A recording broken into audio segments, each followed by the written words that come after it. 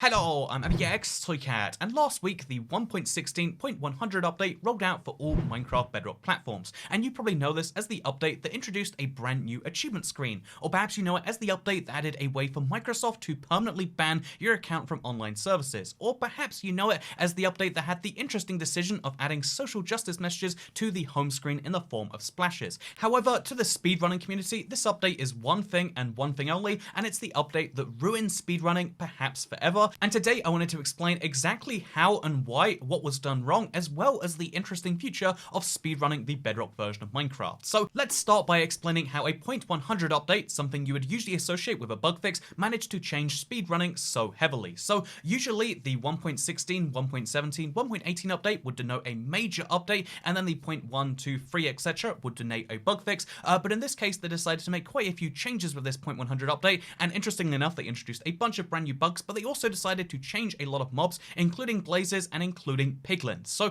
piglins can now equip shields, the elytra, turtle shells, and various mob heads, which is kind of fun by itself, but they also decided to change the piglin trading matrix. And although they actually made quite a few positive changes here, they also made the very negative change of dropping the number of ender pearls that a piglin can drop in half. It went from 4 to 8 pearls as the range you could get from a piglin when they traded you for some ender pearls, to 2 to 4 pearls. In other words, you now need to trade for double as many ender pearls if you want to guarantee you get 12, which is the necessary number to light any end portal. So previously you could do 2 and potentially 3 trades, so 2 to 3 was the options, whereas now you need between 3 and 6 trades with a piglin, which is bad enough by itself, basically halving the drop rates for something which already happens kind of semi-randomly. But then at the exact same time they decided to take the chance that the ender pearl trade would happen at all from 4.73% down to 2.18%. This is more than a halving of that percentage, as well as a halving of the drop. Basically, they made it more than 4 times as hard to get ender pearls from piglins if you want to beat the game using it, which means that now the amount of gold you need to trade with piglins on a given speedrun is 4 times higher. Needless to say that getting 4 times as much gold on average, or in other words, another way to look at this, because it is probability based, is that it's more than 4 times less likely that a given number of gold will get you the 12 ender pearls that you need. This is what makes it so frustrating. The bartering in Minecraft, because it is chance based, is always going to be the best way to get ender pearls, because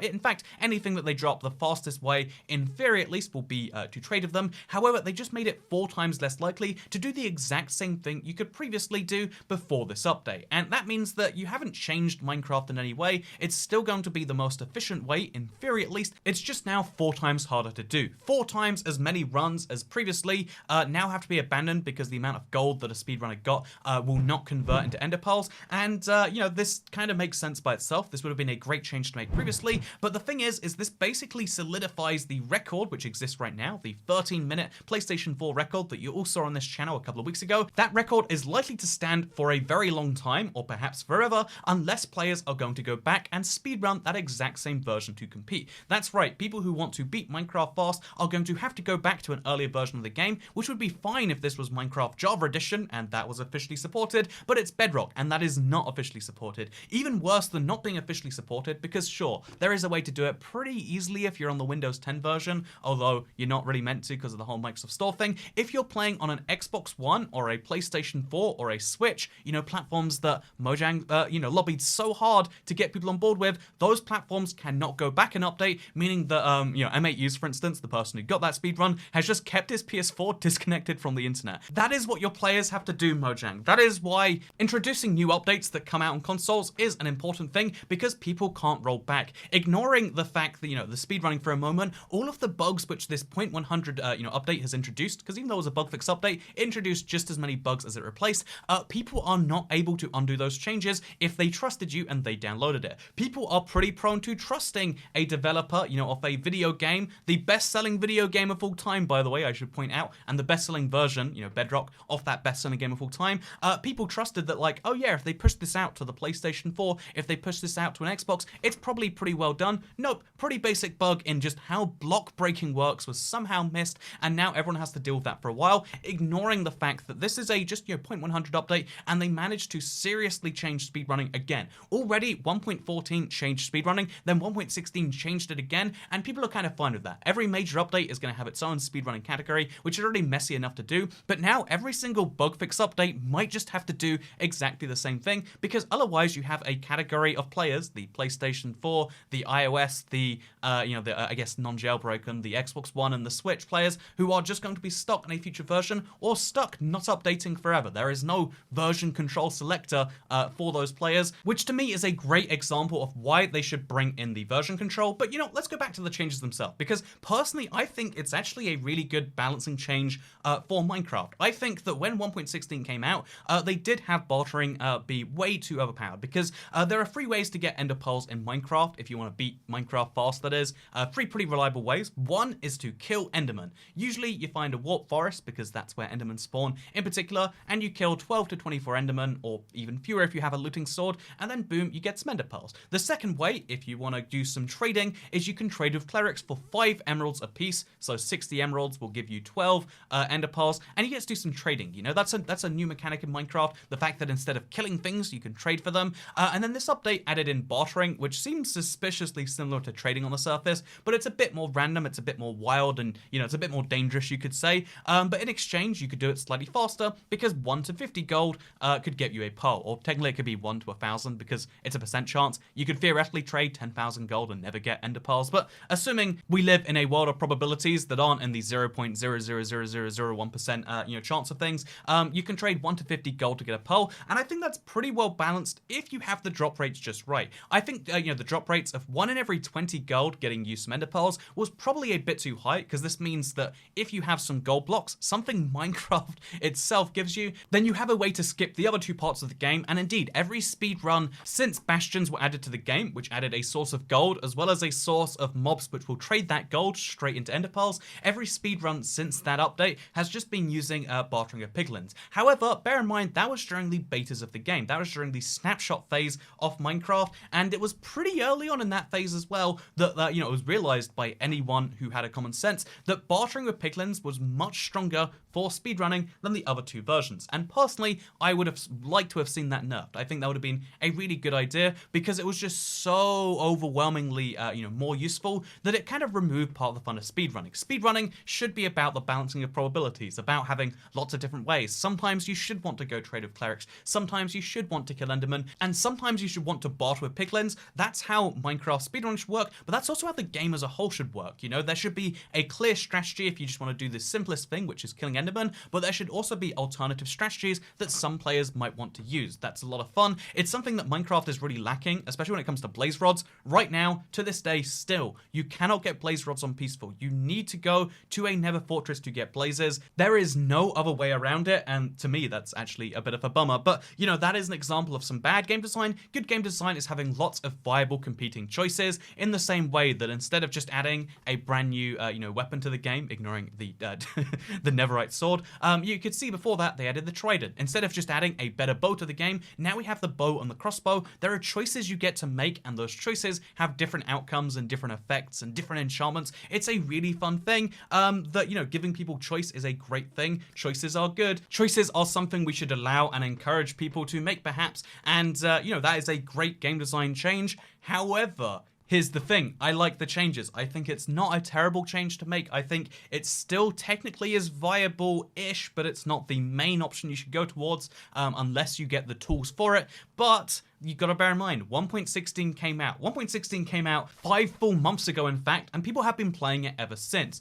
I can't believe it takes 5 months for them to decide, oh yeah, actually, we don't like the way this affects game balance. We don't like the way this is affecting speedrunning. Because, most players still aren't using this. It really is a niche speedrunning only community that is doing that, and as a result, they decided to change it. But here's the thing, 1.16 was a finished version of the game. They did betas for months. They did snapshots for months. With this sort of thing that should be coming up, how is it that they didn't see the hundreds of players that have been speedrunning, that have been using this, if you want to call it an exploit, if you want to say this unbalance, how have you not seen that? How have you not seen that the fastest time for a random seed glitchless speedrun went from taking well over an hour to taking just 13 minutes? I mean, this stuff has been happening that entire time. How is it just now that people are coming to realize that? And, assuming it wasn't just now, assuming it's something that's been on their docket the entire time, making this sort of change is really going going to affect people for quite some time, huh? Why let people do it for 5 months if it's such a big issue? And if it's not such a big issue, why do you need to throw it in there? It just, to me, it seems like the sort of thing that should have been caught in a beta. If this isn't what betas and snapshots are there for making those balancing tweaks, for fixing bugs, etc., then what are they? You know, if the 0.100 update has to come out to fix bugs so essentially, then, you know, why did it take 5 months? Why were we living with those bugs for 5 months? And if we were going to take 5 months to bring out this 1.16.100 update, then why couldn't we have at least bug tested it? Again, anyone playing actual Minecraft in survival for more than, you know, like 10 minutes at a time could tell you about this block-breaking bug. How is it not one of the first priorities? I understand when there's some really, really niche behaviors in the game that don't work together as entirely expected. Those things are going to be hard to fix, but when there's bugs like you break a block and then it doesn't get broken, it's like that's one of the two things that Minecraft's all about, the mining and the crafting. The mining doesn't work right now, and I get it, they're working on a cave update, that's important, but I think that after a full year of development, when an update comes out, most of that update should be solidified. I think if you want to make changes to something that are pretty fundamental and are going to change an entire community, I think that should be relegated to the major versions, because otherwise we get what we have now in the Minecraft Bedrock speedrunning space, a kind of crisis. We have a crisis between three types of players that decide they're going to go back to an earlier version of the game because that's what they have to do, which is, by the way, something you can only do on particular platforms. You have players that decide they have to never update their game again because they've got the good version right now, which, notice that's how you split the community in two with the combat update, Mojang. You really don't want that. Or you get the third type of player that plays in the current version, and as a result of having 3 different types of speedrunners, you need to have lots of segregated leaderboards. I mean, have you looked at the Minecraft Java leaderboards recently? There's just so many filters you have to go by. There's, do you want random seed and set seed? Okay, that's a normal one. Glitchless or non-glitchless? Okay, you know, I prefer without glitches. Do you want to play at the 1.8, the 1.9 through 1.14, or the 1.16 speedrunning leaderboards? And the fact that it's just so many categories, it makes it harder for people to get into. It makes it harder for anyone to even understand who's winning a particular leaderboard because there's so many different versions of them, and it's frustrating. But this is just, I don't know, Toycat's rant video. I think it's an important request to make that Mojang, if you want to make changes to Minecraft, fundamental changes to how things are going to work, especially if those changes are under the hood so they're not going to be immediately noticed, because again, chances and probabilities would not be noticed by anyone who wasn't explicitly looking at the changelog, I think those should be relegated to the major version updates. I think you have a year, you know, right now the cave update has 8 months. If you want to balance the rate that copper ore spawns at, now is the time to focus on that. If you want to balance the rate that the amethyst geodes are spawning into the world, make sure you do it now. Don't decide that, you know, 1.17 comes out and then you want to fix things, because now is the time that you're meant to be fixing things. That's all I'm saying. Use the beta and the snapshot time periods as an opportunity to fix things, as indeed those times are meant to be doing. And then, once the release is out, add features, sure, if you really want to. You can also fix changes that you didn't spot till the full release. There's always going to be some. I understand how development works. But making just a spiteful change to hurt a particular community in particular just seems like it's not the way forward for this sort of thing, especially when it leads to the crisis of like, oh god, how are we gonna handle this one? Something which already happened during the betas, but that was fine because it was like beta versions and main versions, and now it's like, which main versions? And it's a whole thing. But you know what else is a whole thing?